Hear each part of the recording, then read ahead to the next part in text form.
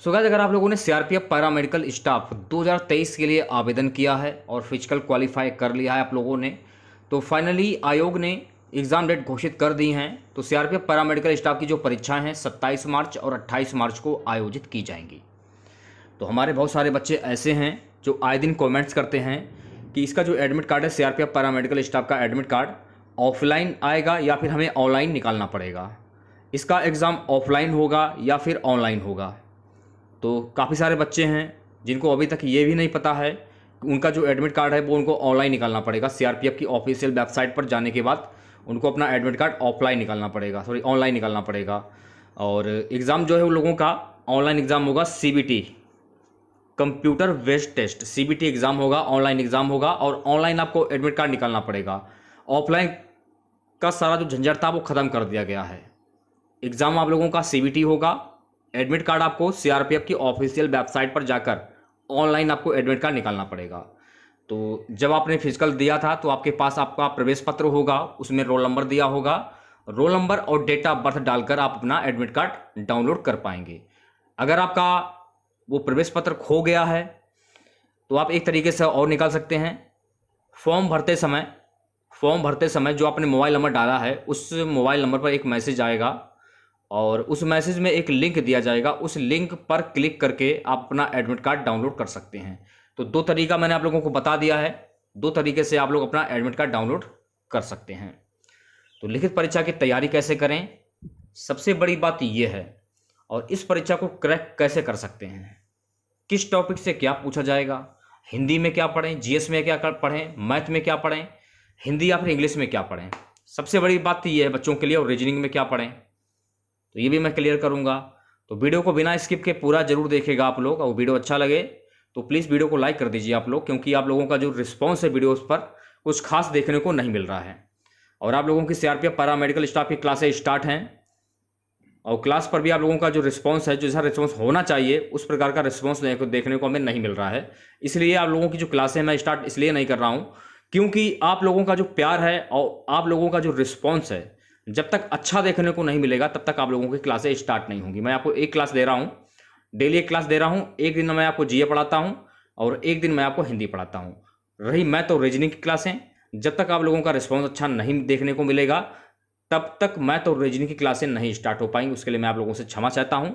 तो थोड़ा आप लोग वेट कीजिए, क्योंकि 27 मार्च और 28 मार्च नज़दीक हैं फिलहाल, लेकिन क्या करें, आप लोगों का रिस्पॉन्स जब तक अच्छा नहीं मिलेगा, मेरी भी मजबूरी है, मुझे भी पे करना होता है टीचर को, क्योंकि आप लोगों का जब तक रिस्पांस देखने को नहीं मिलेगा तब तक मैं क्लासेस स्टार्ट नहीं कर सकता हूं। मान लीजिए कि मैं किसी टीचर को रखता हूं तो उसको मुझे पे करना होता है, और पे मैं कैसे करूंगा, आपको पता है कि वीडियोस पर व्यूज़ बिल्कुल भी नहीं आ रहे हैं, 1% भी व्यूज़ नहीं आ रहे हैं, ना ज़्यादा लाइक आ रहे हैं आप लोगों के, ना व्यूज़ आ रहे हैं। जब तक व्यूज़ और लाइक अच्छे देखने को नहीं मिलेंगे तब तक तो मैं तो रीजनिंग की क्लासें आप लोगों की स्टार्ट नहीं हो पाएंगी। उसके लिए मैं आप लोगों से क्षमा चाहता हूँ। सबसे पहले आप लोग ये जान लीजिए कि लिखित परीक्षा की तैयारी कैसे करें। ये तो आप लोगों को पता ही होगा कि जुलाई 2020 में इसका ऑफिशियल नोटिफिकेशन जारी किया गया था और एग्ज़ाम इसका काफ़ी लेट हो रहा है, और काफ़ी बच्चों ने फॉर्म भी फिल किया था, और बहुत सारे बच्चे ऐसे भी होंगे जो कोई और जॉब कर रहे होंगे, बहुत सारे बच्चे ऐसे भी होंगे जो इस एग्ज़ाम को छोड़ देंगे, वो एग्ज़ाम इस नहीं देंगे, और कुछ बच्चे ऐसे होंगे जो इस एग्ज़ाम को देंगे ज़रूर लेकिन उनकी तैयारी अच्छी नहीं होगी, और कुछ बच्चे ऐसे भी होंगे जिनकी तैयारी भरपूर होगी और वो इस एग्ज़ाम को देंगे और इस एग्ज़ाम को क्रैक कर जाएंगे। तो आप लोगों के पास सिर्फ और सिर्फ 15 दिन शेष बचे हुए हैं।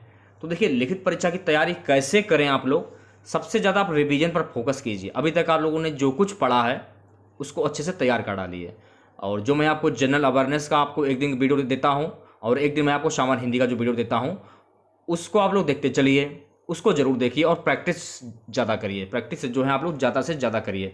जो भी मैं आपको प्रैक्टिस सेट प्रोवाइड करा रहा हूँ उस प्रैक्टिस कोड को सॉल्व करते चलिए आप लोग। जब आप उस प्रैक्टिस सेट को सॉल्व करेंगे तो आपकी स्पीड अच्छी होगी और जो क्वेश्चंस आप भूल गए हैं वो अच्छे से आप याद कर लेंगे। सामान्य हिंदी, जनरल अवेयरनेस, 2 क्लासें मैं आपको दे रहा हूँ एक एक दिन छोड़ के, ठीक है। और इस परीक्षा को कैसे क्रैक करें, क्रैक करने का क्या तरीका है, 15 दिन में आप घोल के पी नहीं जाएंगे। मैंने आपको जैसे कि अभी बोला है मैंने आप लोगों को कि रिवीजन पर सबसे ज़्यादा फोकस कीजिए, ठीक है। जो कुछ आपने अभी तक पढ़ा है उसको रिवाइज कर डालिए आप लोग, और जो मैं आपको दे रहा हूँ प्रैक्टिस सेट, मॉक टेस्ट जो भी दे रहा हूँ उसे हल करते चले आप लोग। एक एक क्वेश्चन को मैं आपको अच्छे से समझाता हूँ एक्सप्लेन करके, तो प्रैक्टिस सेट को मत छोड़िए, उसे देखते रहिए आप लोग। किस टॉपिक से क्या पूछा जाएगा, हिंदी में क्या पढ़ें, जीएस में क्या पढ़ें, अब आप लोग ये भी देख लीजिए, ठीक है। तो देखिए इसमें नोटिस में दिया है क्या क्या पूछा जाएगा, ये पहले जान लीजिए। इसमें दिया जा रहा है there will be only paper, there will be only one paper, only एक पेपर होगा आप लोगों का। 20 question each of general intelligence and reasoning, general awareness and 30 question each of numerical aptitude, English Hindi comprehension. Total 100 question पूछे जाएंगे और एक question आपका 1 नंबर का होगा, ठीक है। 2 घंटे का आप लोगों का ये एग्जाम होगा। क्लियर बिल्कुल है। तो इसमें देखिए जैसे कि जीके जीएस हो गया आपका, ठीक है, GK GS, reasoning, math, Hindi English, option के तौर पे इंग्लिश हिंदी। अगर आप चाहें तो हिंदी सॉल्व कर सकते हैं, अगर आप चाहें इंग्लिश सॉल्व कर सकते हैं, वो आपकी मर्जी है कि आप क्या सॉल्व करना चाहेंगे, ठीक है। तो 4 पोर्शन से आएंगे क्वेश्चन 30-30 नंबर, यानी कि 20-20 नंबर के, 20-20 40, और 2 पोर्शन में 33 नंबर के क्वेश्चन आएंगे। जिसमें देखिए मैं क्लियर कर देना चाहता हूं, हिंदी और इंग्लिश के 30 क्वेश्चन पूछे जाएंगे, ठीक है, हिंदी और इंग्लिश के 30 क्वेश्चन होंगे, ठीक है। जीके जीएस के ये मान लीजिए 20 क्वेश्चन होंगे, और 20 क्वेश्चन जीके जीएस के होंगे। और आपके मैथ की मैं बात करूंगा, मैथ के ये मान लीजिए 20 क्वेश्चन मैथ के हो गए और 30 क्वेश्चन आपके रीजनिंग के हो गए। तो 30-30 60 और 20-20 40, 100 क्वेश्चन पूरे आपके कंप्लीट हो गए, ठीक है, इस तरीके से। और काफ़ी बच्चे पूछ रहे थे कि जो बी वाला जो पार्ट है, बी वाला ट्रेड क्वेश्चन वाला, तो देखिए ट्रेड क्वेश्चन वाला जो पार्ट आप लोगों का था उसको हटा दिया गया है। आप लोगों के पास सिर्फ 4 पार्ट रहेंगे, GK GS, math, reasoning, Hindi, English, ठीक है। आपके सारे डाउट्स क्लियर हो गए होंगे, आशा करते हैं। और फिर भी अगर आपके मन में कोई भी क्वेश्चन हो तो कमेंट बॉक्स में कमेंट्स कीजिए, रिप्लाई आपको मिल जाएगा। अब आपको क्या क्या पढ़ना है, सामान्य बुद्धि और तर्क में देखिए मौखिक और गैर मौखिक प्रकार, उपमा, समानताएं, मतभेद, संबंध, अवधारणाएं, निरीक्षण करने की क्षमता, अंकगणितीय गणना, विश्लेषणात्मक कार्य, वेन डायग्राम, समस्याओं को सुलझाना, रिश्ता, भेद, पैटर्न, संख्यात्मक योग्यता, यानी कि मैथ में देख लीजिए क्या क्या पूछा जाएगा, एलसीएम तथा एचसीएफ, छूट, साधारण और चक्रवृद्धि ब्याज, क्षेत्रमिति, औसत, अंकगणितीय और संख्यात्मक क्षमताएं, संख्या प्रणाली, सरलीकरण, दशमलव, भिन्न, लावानी, कार्य समय, अनुपात और समानुपात, परसेंटेज, समय और दूरी, टेबल्स और रेखांकन, अंग्रेजी में लिखने की क्षमता, त्रुटि पहचान, रिक्त स्थानों की पूर्ति, क्रिया, पूर्वसर्ग, लेख आदि का प्रयोग करके, वाक्य की बनावट, समानार्थी शब्द, विलोम शब्द, अंग्रेजी समझ, शब्दावली, वर्तनी, व्याकरण, वाक्य पूरा करना, मुहावरे और शब्दों का मुहावरेदार प्रयोग। सामान्य हिंदी में क्या क्या पूछा जाएगा, अनेकार्थी शब्द, विलोम शब्द, पर्यायवाची शब्द, मुहावरे, लोकोक्तियां, तत्सम एवं तद्भव, देशज विदेशी, शब्द विक्रेता, वर्डलेट, अर्थबोध, शब्द रचना, वाक्य रचना, अर्थ, शब्दरूप, संधि समास, क्रियाएं, हिंदी भाषा में होने वाली डिफालियां, मुख्य बोलियां। ये तो हो गया आपका हिंदी वाला पार्ट, ठीक है। आप लोगों ने देखा होगा मैंने आप लोगों को सीआरपीएफ एससीएम की तैयारी करवाई थी, और सीआरपीएफ एससीएम में मैंने आप लोगों को जो कुछ भी पढ़ाया था जनरल अवेयरनेस और हिंदी में, हमारे पढ़ाई हुई, ये मान के चलिए 80% हमारा पढ़ाया हुआ आया था।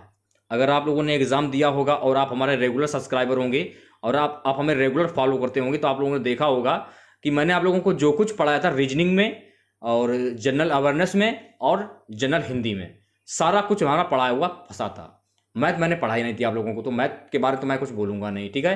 तो जो कुछ मैंने आप लोगों को पढ़ाया था सीआरपीएफ एससीएम में, हेड कांस्टेबल मिनिस्ट्रियल की मैं बात कर रहा हूँ, हमारा 80% पढ़ाया हुआ आया है।